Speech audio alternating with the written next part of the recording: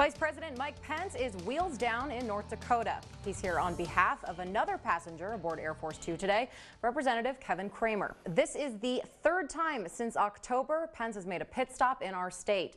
The vice president right now is at the Grand Forks Air Force Base to address military personnel and raise funds for Kramer's race against Democratic incumbent Heidi Heitkamp.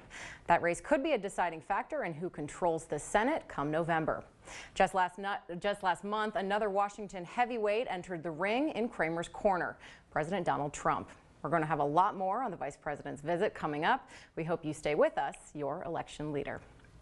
Back in Washington, President Trump is meeting with European Commission President Jean-Claude Juncker in hopes of hashing out a fair trade deal. Mr. Trump says the U.S. is losing hundreds of billions of dollars with the European Union and wants to level the playing field specifically for farmers and manufacturers.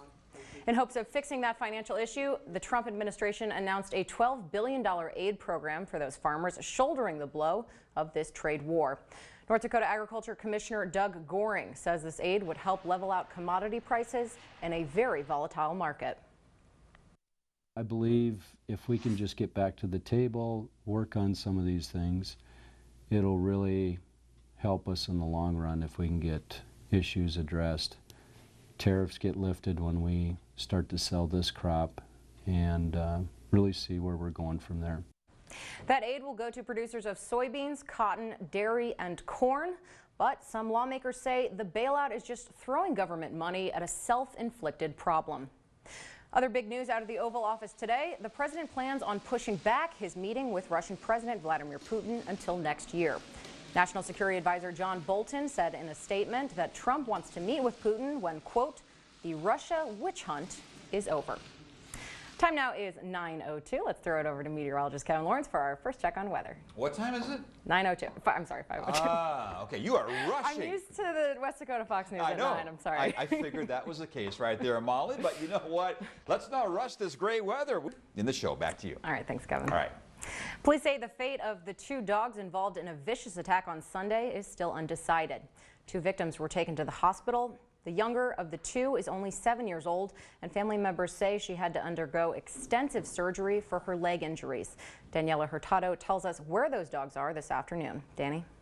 Molly, they're currently sitting at the impound shared by the Mandan Police Department and Bismarck Police Departments. Police say Beast and Eric could get euthanized or taken away from their owner or banned from city limits, but the decision is ultimately up to the courts. We weren't allowed to get video of the dogs, but we're told the owner hasn't been able to go see them. We haven't had this type of attack in my recent memory. We're in contact with the state's attorney's office, just having them review to see if there's anything under the North Dakota Century Code that would apply to this situation. Now, will the owner of the dogs see their day in court? We will have that coming up on the evening report. Police say a Bismarck man became aggressive and headbutted an officer while in custody Tuesday. The Burleigh County Sheriff's Department says 22-year-old Mason Shue was brought in around 9 p.m. Police say he refused to comply, striking an officer in the leg and headbutting another. Shue is yet to be charged. In health news, back in November, we met Jerry Breen, who was battling breast cancer. Sadly, she lost her battle on May 1st. She went through multiple rounds of chemo and radiation, both taking a significant toll on her body. Now, NDSU researchers are using technology to improve treatment. Andrew Horn joins us now with more. Andrew. Molly, that's right. The lab is using a 3D bioprinter to recreate a tumor environment with the goal of testing different treatments. The printer uses a gelatin and sodium alginate mix to create a capsule for the cancer cells. This 3D scaffolding can be anywhere from a 70 to 90% match to the real thing, letting researchers accurately test treatments. We can first prepare those 3D cultures, and then we can just have kind of biopsy, which are individual cells from the patients, and then we can check different drugs to see which one goes better. We caught up with Jerry's husband, Bill, about his wife's battle and how this technology could help others. On the evening report, we'll go under the microscope with that new technology. Andrew. According to National Geographic, about a third of the planet's food goes to waste, often because of the way it looks. Maddie Gelseth shows us a new spin to embrace imperfections. This plum is considered ugly to some, so they pick a more pretty fruit. But no matter how it looks on the outside, they taste the same. The United States Department of Agriculture estimated that 30% of the food supply is wasted. That's because people look for the most appealing produce to eat. I look for something that's either fresh today or will be ripe like within 2 days. The North Dakota Agriculture Commissioner is working with produce stands and supermarkets to bring fruits and veggies that normally would be thrown out to food organizations. It'll be part of their hunger-free garden project. We're just trying to add more value to it, and we're trying to find more ways of accessing food out there for those that are in need. Cashwise Foods in Bismarck donates dressed merchandise to local food banks in town. It does go to a very good use and cause, so nothing is wasted, and it's a good program. Goring also says bringing produce to stores for customers to shuffle through takes a long time, which brings down shelf life for fruits and veggies. Reporting at Cashwise for NBC North Dakota News, I'm Eddie Jelsa. These days it seems like everyone has a Twitter. And at this year's state fair, even the most unlikely suspects are jumping on the social media train. To tell us more about one of Twitter's most unique users, Megan Von Barron joins us live now from the fairgrounds. That's right. One of the cows here at the state fair has her very own Twitter page. Tia, the Black Angus cow, has been tweeting all week long.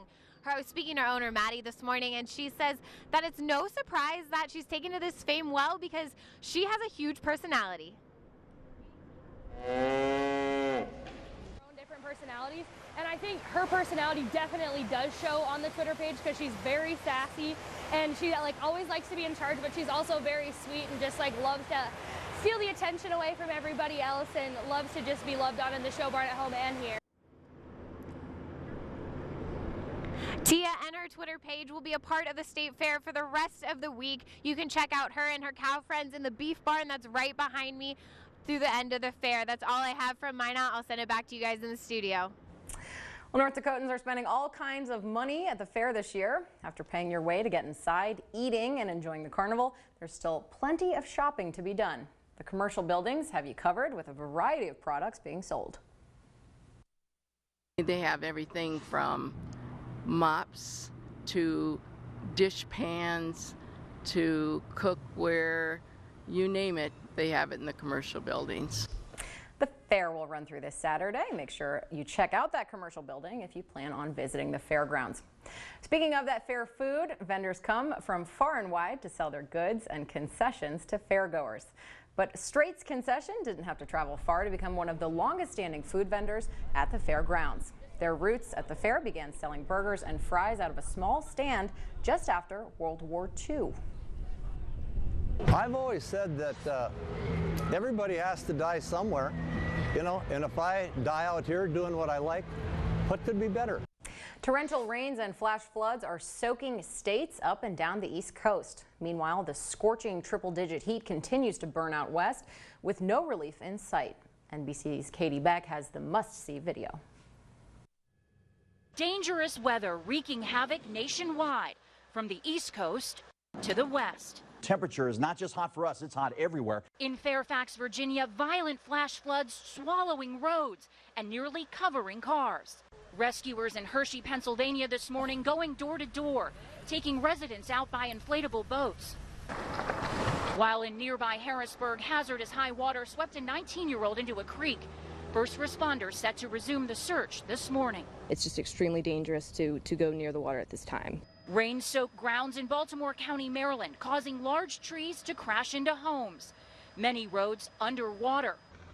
In Charlotte, North Carolina, 5 people trapped in a flooded business were taken to safety by boat.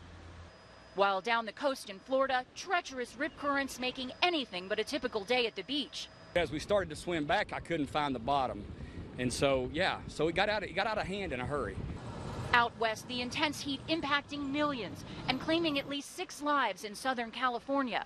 Record-setting temperatures in some areas reaching well into the triple digits. Really hard to work with this weather, and you just gotta go little by little. In Phoenix, a box of crayons left out in the scorching sun melted in minutes. That heat fueling wildfires ripping through the region, burning hundreds of thousands of acres. A blaze near Yosemite forcing rangers to evacuate the park and shut it down. Anyone who is planning on coming here, at least through Sunday, should change their plans. Unrelenting weather, showing little mercy from coast to coast. Kevin, how's our first warm viewing area looking? You know what? We're in between the extremes, right? Yeah, and that's really nice of Canada to send us their Isn't cool that air. nice? We really like that. They're so nice. And it's not even, no tariffs on and that. there's no free air. There's no smoke in it anymore? There is. We do have a problem with a little bit of the visibility issue, or at least air quality. All right, don't send your thank you cards yet. Not yet. Okay. Up next on First News at 5, the UN just declared this as the world's worst humanitarian crisis. The answer might surprise you. Around the world, rescuers are combing through charred homes and cars for people still missing after those deadly wildfires in Greece. Crews have been going house to house, searching the scorched coastline to locate any more victims. The fires near Athens killed at least 79 people and forced thousands to evacuate. Rescuers estimate between 60 to 100 people are still unaccounted for. It is believed those fires were set intentionally. According to the UN, the war in Yemen is now the world's worst humanitarian crisis. New numbers show more than 22 million people, 3/4 of the population, in desperate need of aid and protection as the conflict enters its 4th year. Millions are without access to clean drinking water, and the country is at a high risk of a cholera epidemic. We may be getting closer to answering the question of whether or not there is life on Mars. Italy's space agency announced today it has detected an underground lake on Mars, raising the possibility that it could harbor life in the form of microbes. Scientists say it's a huge lake of salty water buried deep in the red planet. They don't know whether it's an underground pool or just a layer of sludge. All right. Lake on Mars, no moisture here.